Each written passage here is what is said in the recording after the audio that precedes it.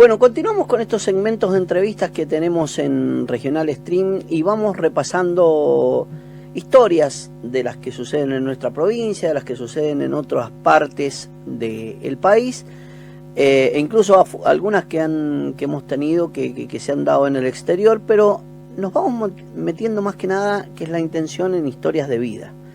Vamos a hablar nosotros ahora con Karina Morales, quien realmente tiene una historia muy buena para contar, una historia de superación, una historia que arrancó bastante complicada, podemos decir, desde chiquita, pero que nada le imposibilitó superarse. Primero que nada te saludo. ¿Cómo estás, Karina? Gracias por atendernos.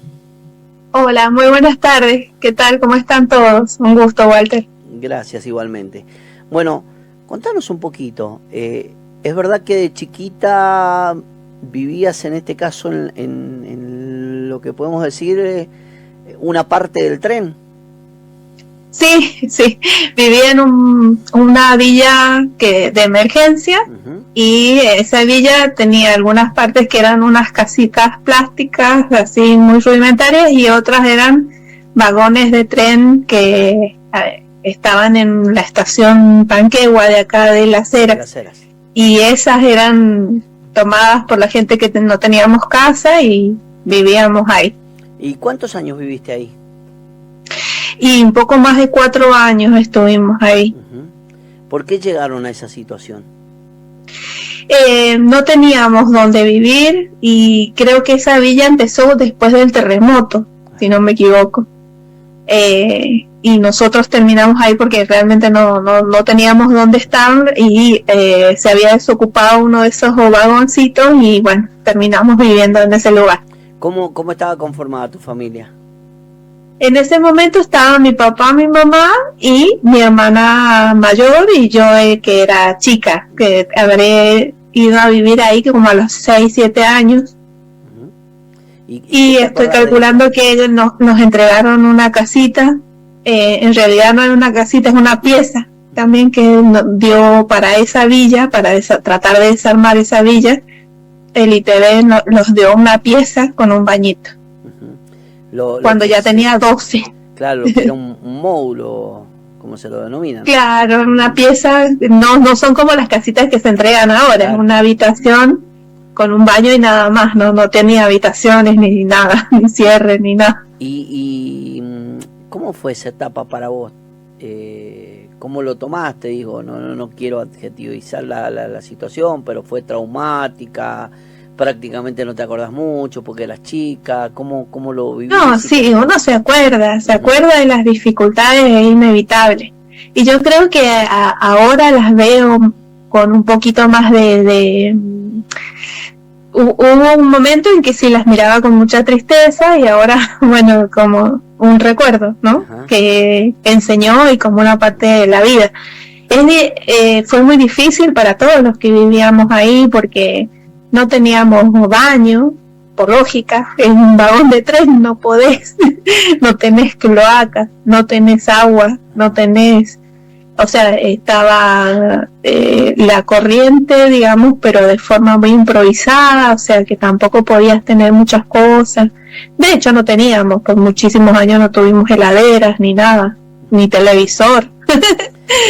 Entonces esas cosas uno a veces las naturaliza cuando sos chico porque todos vivíamos en lo mismo, ¿no? Claro. Éramos niños pero crecimos a patas, decía yo, porque los zapatos eran para ir a la escuela, no para estar en la casa. Claro, totalmente. ¿Y te pudiste superar? ¿Pudiste realizar una carrera? ¿Sos docente hoy, no? Sí, soy docente, disfruto muchísimo de mi trabajo y ahora mismo también sigo estudiando un posgrado. ¿Sí? ¿Un posgrado de qué? ¿Qué estás haciendo?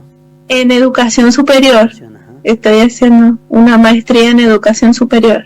Bueno, ¿y qué te ha dejado eso como experiencia de vida? Porque no fue solamente vivir ahí en el módulo, sino que de alguna manera te la rebuscaste, por decirlo, ¿no? Vendiendo en distintas ferias, tratando de alguna manera de salir adelante y también de ir costeando, me imagino, las necesidades que tenía para poder pagar tus estudios. Y en realidad por muchos años yo pensé que ya se me había pasado el tren. Esa era la, digamos, la idea que había en mi mente, ¿no? Que yo ya tenía que trabajar. Claro, ya está, porque yo no pude terminar la secundaria. Entonces, por muchos años me dediqué a trabajar. Siempre sentí que podría estudiar cosas, siempre me gustó leer. Pero es como que uno se resigna a esa realidad de cierta manera y creo que es parte de la consecuencia de la pobreza extrema. ¿Y por qué dejas de estudiar? Por falta de dinero, no tenía ni para el micro. Y no tenías un colegio cerca, no tenía el terciario cerca en este caso, la secundaria primero. La secundaria no, además mis padres se separan, mi mamá se enferma y yo me tuve que hacer cargo de mi casa con 13, 14 años. Ajá. Bueno, ¿y en qué momento decís, vuelvo a estudiar? Me gusta. Cuando pasa muchos años, ¿no? Y yo intento hacer el secundario en un CENS.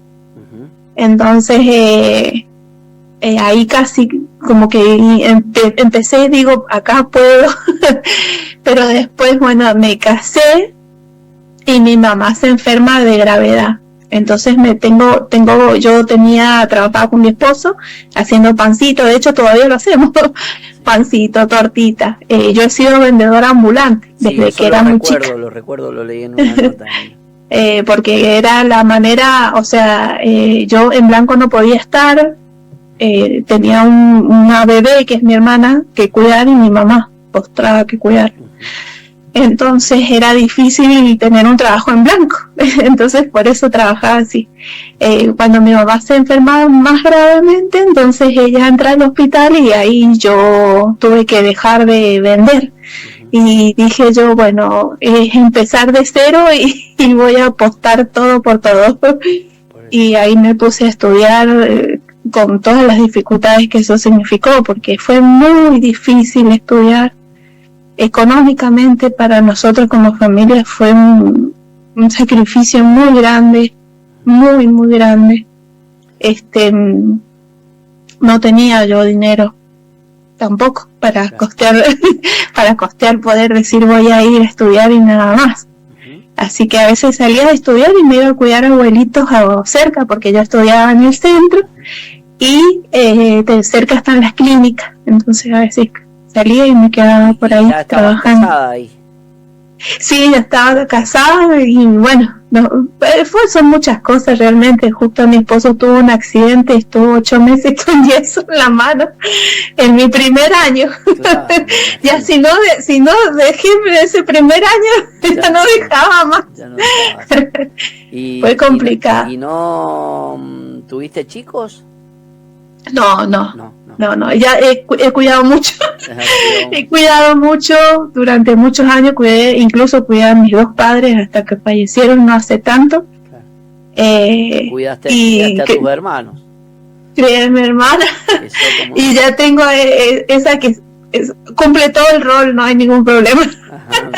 Bueno, Karina, y me decías que llega el momento de recibirte y de comenzar a presentarte en el aula, a comenzar a dar clases y ahí arrancaba otro desafío, ¿no? Sí, la verdad que yo disfruto muchísimo de dar clases, me daba miedo también, evidentemente, por haber empezado, digamos, entre comillas tarde, pero la verdad que es un trabajo que me encanta. Quiero recordar una parte también que está bueno en esta historia, que lo charlamos en otro momento, con toda esta historia de superación y que hace un tiempo muy corto, muy breve, tenés nada más ni nada menos que ser destacada a nivel nacional por un trabajo. Yo el día que veía, que ya conocíamos tu historia, y que estábamos ahí un poco, dale, viste, viendo a ver quién ganaba y que decíamos que gane Karina, y el día que tuviste la posibilidad de ganar ese concurso a nivel nacional que lo organizaba Diario Clarín, digo, ¿cuánto tiene que haber significado para vos? Porque decir, mirá hasta dónde llegué y desde dónde arranqué, ¿no? La verdad que fue increíble. Yo, de hecho, todavía como que a veces me cuesta asimilar, porque me abrió las puertas a muchas otras cosas también, y sí, es un camino, fue un camino muy difícil, y eso como que fue un regalito para mi corazón. Me lloré todo, lloré todo porque me emocioné un montón. Aparte yo soy muy llorona, mis alumnos lo saben. Y fue muy muy emocionante poder sentir ese como abrazo de lo estás haciendo bien. Claro, totalmente. Hay otra cosa, otra particularidad que tenés, que no es la de quedarte simplemente en el docente que va al aula, que desarrolla un contenido y que chau y se va a la casa. De alguna manera te ha gustado innovar. Sabemos que has escrito libros con tus chicos, que has tratado también de implementarle el uso de la tecnología de buena manera, con ciertas trampitas, ciertos desafíos para que no te saquen todo y te lo resuelvan a través de la inteligencia artificial, ¿no? Contanos un poquito de eso. Sí, las propuestas que trato de llevar a los chicos siempre son desde la innovación, pero también que sea a la parte útil de ellos, ¿sí? Tratar de pensar a la inteligencia artificial como una forma donde encontrar respuestas, pero siempre que se sepan hacer las preguntas correctas, y también que tenga ese filtro, ¿sí?, humano, en el que podamos nosotros identificar el error o qué puedo sacar de esto, ¿sí?, para que sea mejor. Por eso yo siempre planteo la idea de que no les quiero enseñar a buscar respuestas, sino a hacer las preguntas correctas. Y de esa manera es como trato de presentarles los diferentes desafíos con la tecnología.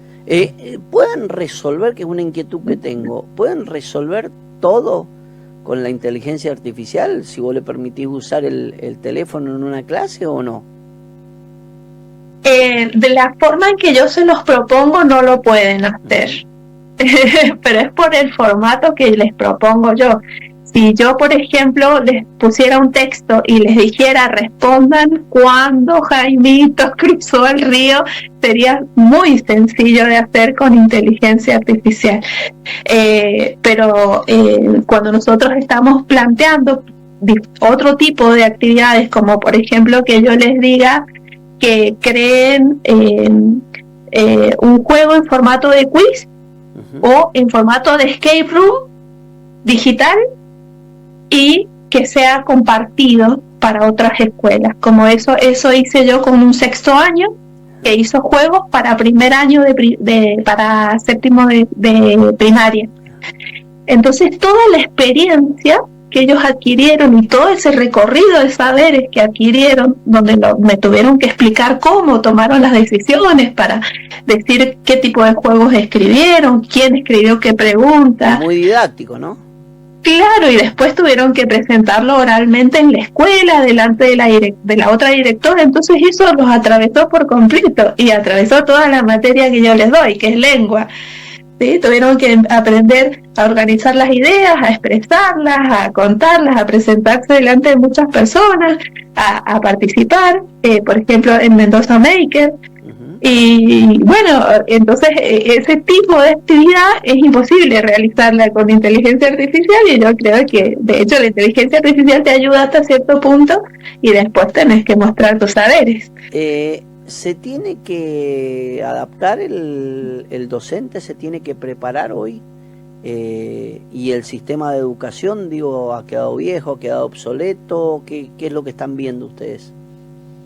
Sí, el sujeto de estudio es distinto, ¿sí? Y se está analizando de cómo el acceso temprano a la tecnología ha hecho que cambie su manera de pensar y su sus formas de resolver las situaciones.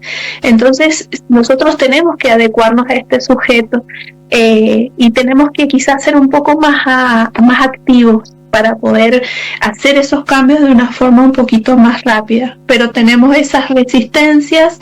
Por un lado, a veces de decir dejo la forma tradicional de enseñar, y por otro lado también el esfuerzo que lleva, que a veces nosotros no tenemos tiempo, ¿no? Estamos muchas horas trabajando para poder ganar el sueldo, y en qué momento haces esos perfeccionamientos que realmente son necesarios, pero también requieren que nosotros tengamos el tiempo para poder hacerlo, y es un desafío. Totalmente. Karina, te agradezco muchísimo, te felicito por la historia de superación, no solamente desde de superación de tu vida, digo, más allá de la superación que tenés día tras día adentro de un grado, adentro de un colegio. La verdad que la historia de vida está buenísima, pero también lo que pones y lo que tratás de superar día a día, incluso con tus alumnos en la escuela, es notable para destacarlo. Te agradezco mucho. Te mando un abrazo y muchas gracias por la entrevista. Igualmente a todos ustedes. Muy buenas tardes, hasta luego.